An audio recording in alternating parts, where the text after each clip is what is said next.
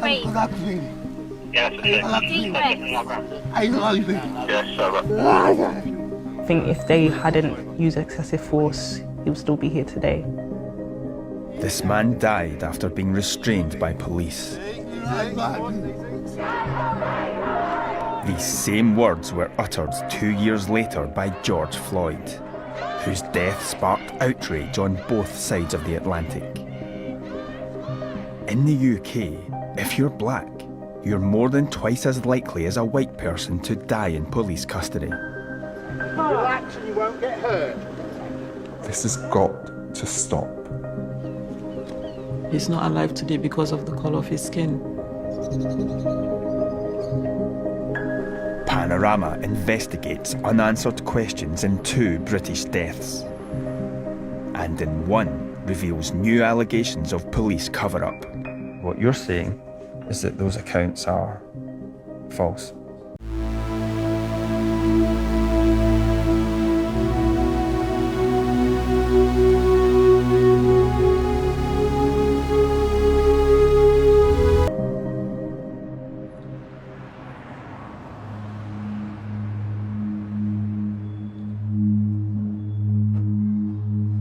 Kev. Are you okay? This is Kevin Clarke. Yeah. You look cool. He suffers episodes of mental ill health. Can I feel your hands? Police officers have come to help him. How many have you got? In a little over 2 hours, he will be dead.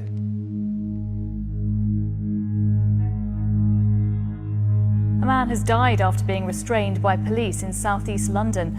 Officers say they were called to Lewisham on Friday afternoon, where they found the 35-year-old in an agitated state. I never met anyone like Kevin. He was a unique person. He was everything to us. They took away my diamond.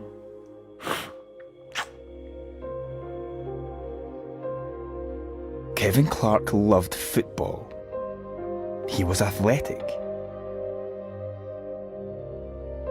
And he was close to his friends and family. He was literally like a father figure. He was so caring. He took care of us, anything we wanted and needed. And it was a big, big piece of our life that's just been taken away. Kevin was diagnosed with paranoid schizophrenia as a teenager. At the time of his death, he'd been living in supported accommodation. He managed himself, he did everything just normal. It was only when he has a breakdown, then you just notice the change in his demeanour.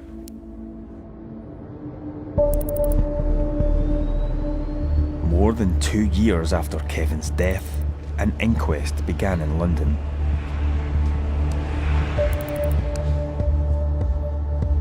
In court, his family watched his final hours play out in real time. I'm a police officer. We've had a call from where you're living at the moment. The inquest heard Kevin's support team called police, fearing he was beginning to relapse. Is there any reason that you're standing out on the street? It's true. The officer decided he wasn't a threat to himself or anyone else. I'm not going to stop you from chilling on the street. Not long after Kevin's last seen at his supported accommodation, he finds his way to this street here. By this time he's disorientated, he's in the full grip of a psychotic episode, and it's through the gaps between these houses that he finds his way into the school playing fields. I saw him walking. Marco Piccioni saw what happened next from his garden. I can clearly remember, this is probably the thing I remember the best, is that he was in a bad state, someone needing help. Did he appear violent or aggressive or anything like that? Not at all. It's just someone that is really mentally in a big crisis, I guess. Yeah, that was obvious.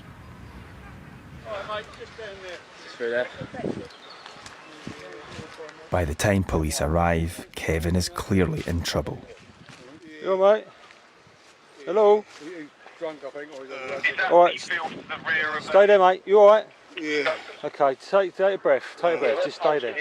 Yeah. Realising he's having a mental health episode, they call an ambulance. The whole incident is being captured on multiple cameras worn by the attending officers.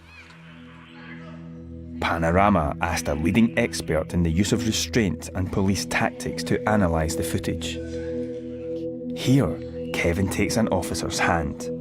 She told the inquest jury she thought he had demonstrated extraordinary strength and had broken her hand. Roll over a minute, mate. Just go and look at your bus pass, all right? It's hurting. You're hurting my hand. No, of course, Easy. To suggest, for what we've just seen there, that he was hurting the officer's hand is frankly nonsense. What does it look like he's doing?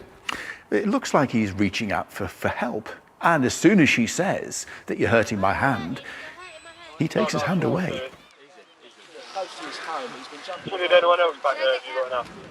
Professor Leslie Thomas QC represented Kevin Clarke's family at the inquest.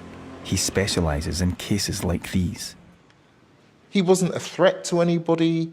And actually, when you watch the body cam footage very carefully, you see that one of the officers actually puts her hand on her taser as if she's ready to use it. And when you stop and ask yourself, what was the behaviour that Kevin had done to merit immediately being surrounded, all the officers stepping in, is he just got to his knees. Oh, easy, mate, easy. Nice and easy, mate. Just here to help. This is when the fateful decision to restrain Kevin is taken. It's as if, without talking about it, they all have the same mindset that this is somebody who needs to be restrained. Easy, mate, easy. Nice and easy. Nice and easy, that's it. And that one, that's it. That's it. That's it. And what's that mindset based on? Fear. Perhaps. Fear of what they see.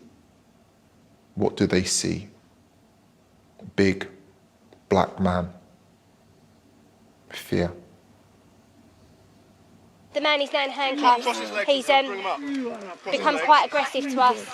They need to hurry up. Has anyone got any leg restraints they can bring down, please? The officers told control that he's become quite aggressive towards us. Well, it's simply not true. He's not being aggressive at all, and he's not capable of being aggressive towards them. The suggestion of leg restraints, what on earth for? There is absolutely no justification at all for restraining him, and what they've done is just totally wrong and dangerous. So why did it happen? Bas Javid is a commander in the Metropolitan Police. Which element of Kevin's behaviour made it appropriate to restrain? It's a fair question. So I think there was evidence and the circumstances at the time that he was in a position that he may well have harmed himself or other people. That was what the officers' findings were. Now, I'm not saying that's right or wrong. What I'm asking you about specifically is whether you think the restraint in those circumstances was appropriate. Look, yes or no? Clearly it wasn't. Clearly the restraint wasn't appropriate, no. Black people are 3 times more likely to have force used on them than their white counterparts. How do you explain that? I explain it by accepting that that's disproportionate, that it's not right. We need to understand the reasons why. Is there racial discrimination and bias and prejudice within an organisation? Absolutely. That's a reflection of society. Yes, there is. Yeah. 4 minutes into the restraint, and up to 6 officers are holding Kevin on the ground. Listen. And what he says is, I can't breathe. You're killing me. Several times. Breathe. Deep breath.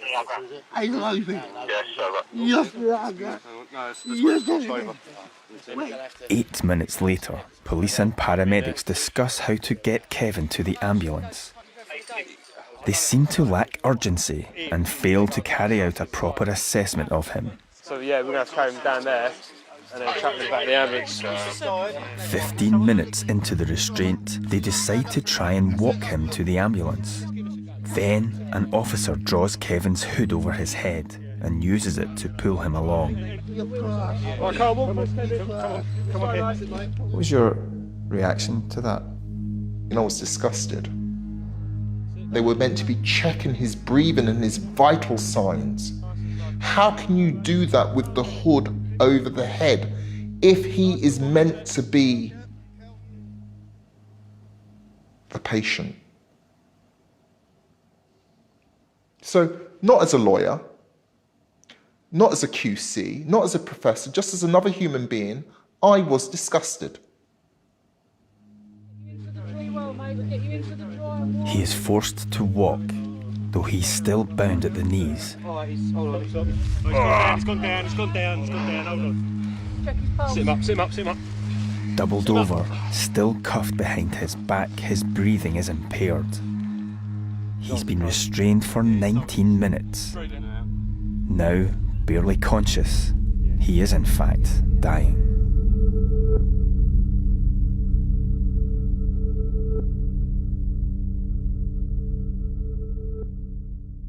A year before Kevin died, a review of deaths in custody in England and Wales highlighted concerns around police stereotyping black people because of their perceived size or strength. The evidence that we had was that many officers don't have very much to do with black communities other than when they're policing. Many of them described them in their statements that they prepared afterwards as being this huge man with superhuman strength, etc. And I don't challenge that that's what they believed at that time, or that was their perception. But the reality was very, very different. They were just black? Yes. If you're black in the UK, you are more than twice as likely as a white person to die in or following police custody. Kevin Clarke is one of at least 27 black men to die in such circumstances in the past 15 years. Relax and you won't get hurt. Some were suffering from mental breakdowns or altered behaviour at the time, including one man in Scotland.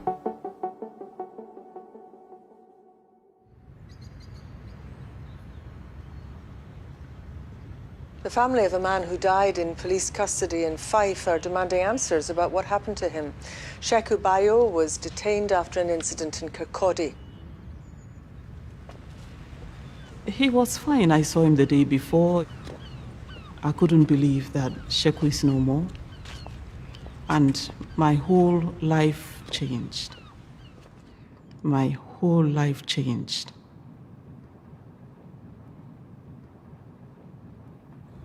Yeah, I brought these flowers. These are the flowers we bought for his birthday. Sheku don't come, who don't come, who they fight for justice, who they fight for justice. We haven't got closure yet because we don't know the truth. We just wanted to know how my brother died and why. Sheku Bayo had moved to Kirkcaldy in Fife in 2000 to join his sister Caddy. He worked as a trainee gas engineer. He had a partner and was father to 2 boys.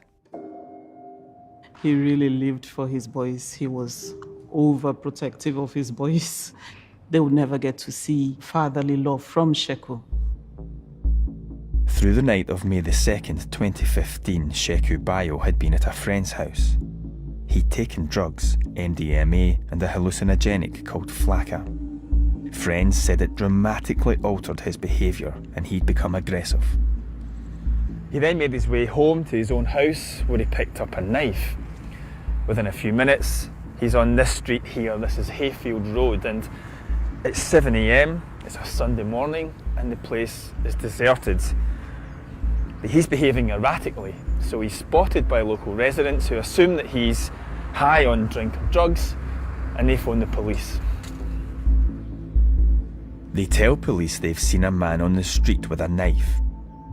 CCTV footage shows the first police arriving.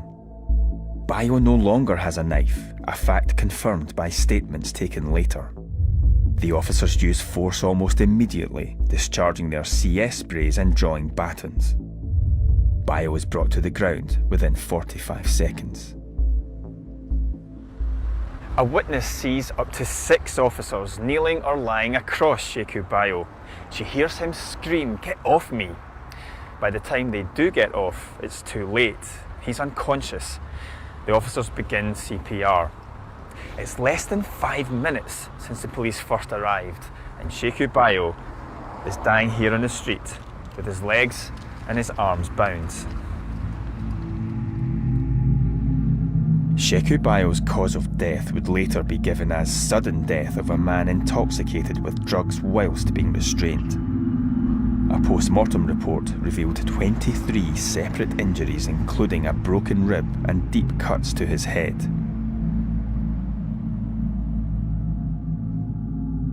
They've got information that he may be going through a crisis. He may be intoxicated.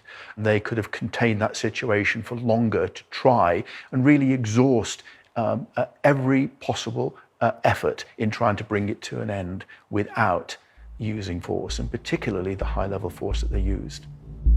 The officers initially refused to provide statements to investigators. Instead, 11 days after his death, the Scottish Police Federation, which represents rank-and-file officers, spoke for them. It said Bayo had violently attacked a female officer, Nicole Short. The Police Federation gave out a statement which said a petite female police officer was chased and subjected to a violent and unprovoked attack by a very large male. She was punched, kicked, and stamped on. The officer believed she was about to be murdered, but for the intervention of other officers, that was the likely outcome. The allegation Bayo had kicked and stamped on PC Short received prominent coverage.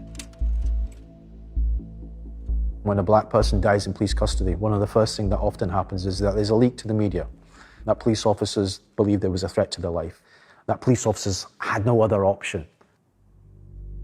But unknown to the public and the media, there was another civilian witness that day, and he'd given a statement to the body which investigates deaths in custody in Scotland, known as PERC.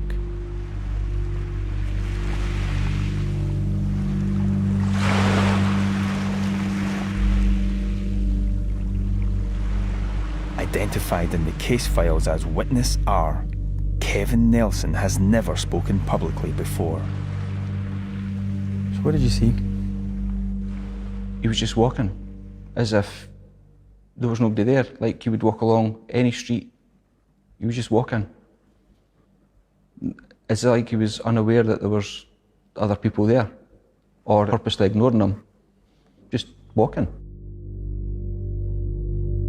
Kevin was watching from inside a nearby house on this side of Hayfield Road.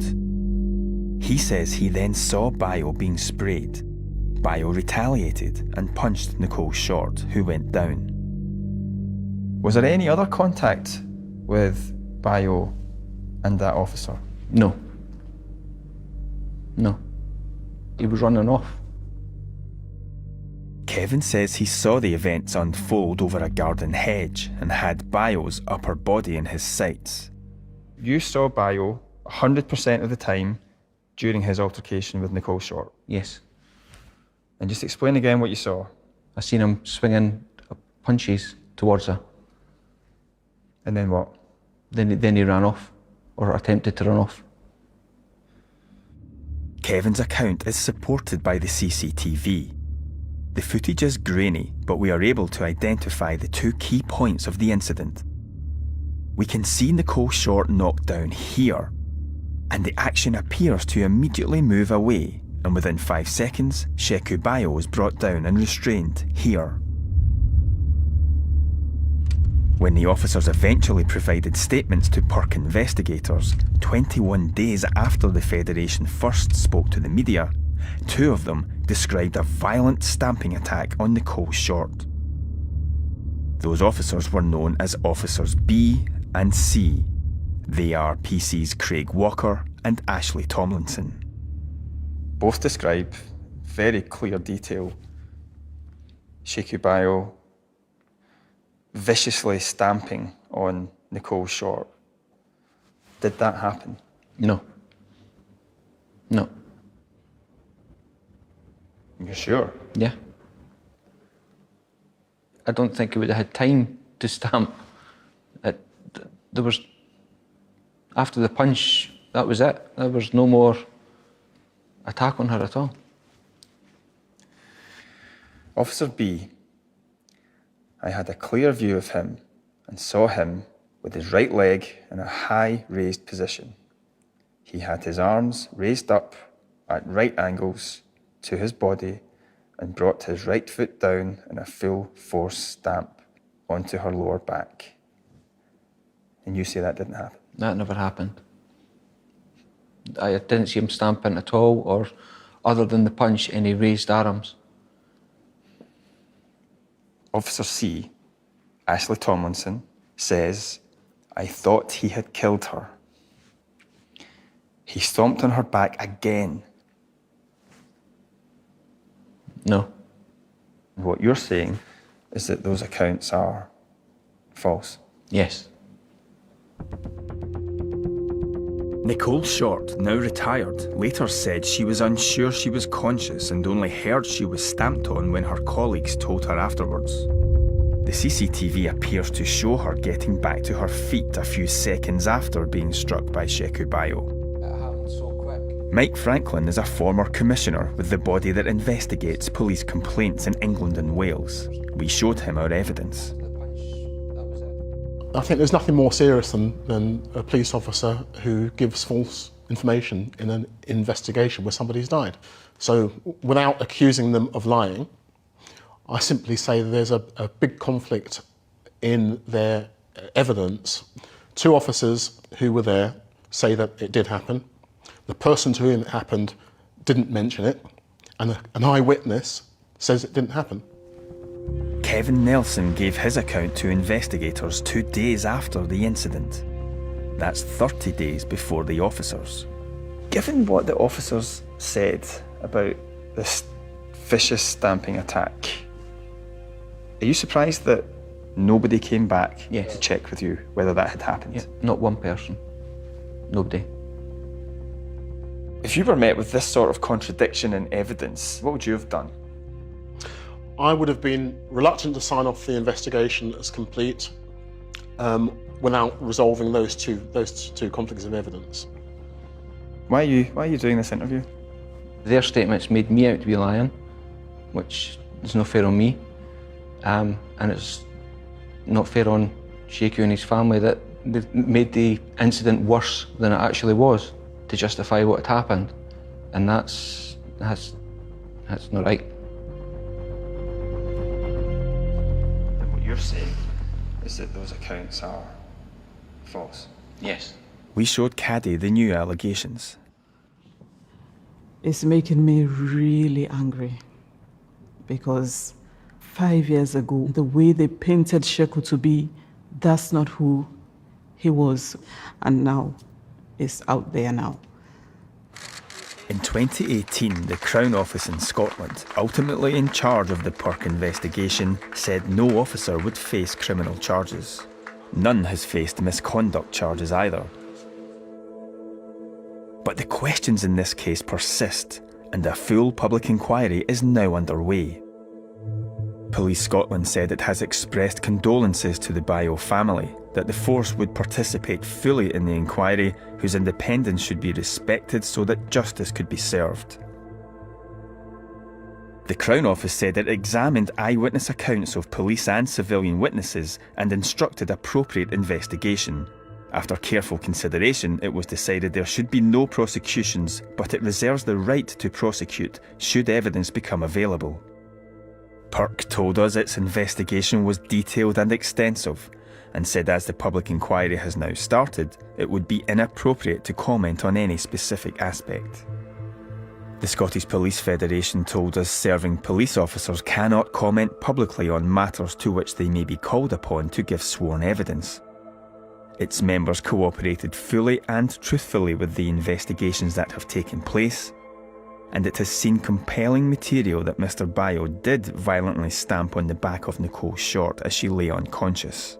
When asked to share this material, the Federation told us the inquiry was the proper forum for such matters. Deborah Coles of the charity Inquest provided support to both Sheku Bayo and Kevin Clarke's families and believes race was a factor in each of their deaths.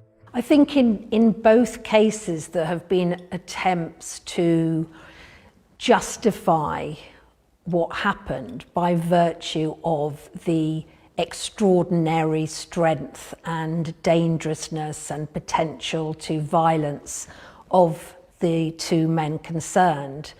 And that to me speaks about how racial stereotyping that equates black men with dangerousness and violence has seeped into police culture and practice. Back in South London, as they waited for the inquest's verdict, Wendy and Talicia visited a mural commemorating Kevin. I think if they hadn't used excessive force, he would still be here today. Like, treat him like a human being and not just see him as a big, scary black man. Hearing from the officers, what shocked me the most is that a lot of them have said if the situation was to arise again, they would do exactly the same thing. And to me, that's like no lessons have been learned. After 5 days of deliberations, the jury delivered a damning narrative verdict, deeply critical of the police and the ambulance service. The restraint and making him walk whilst barely conscious had contributed to Kevin's death. The Metropolitan Police accepted the jury's findings and apologised to Kevin's family. In his memory, we want to see accountability and real change, not just in training, but the perception and response to black people by the police and other services. The jury was not asked to consider if race played a part in Kevin's death. I didn't need to spell out to the jury that race was a factor. To my mind, race was the elephant in the room. Sometimes you don't need to spell out the obvious.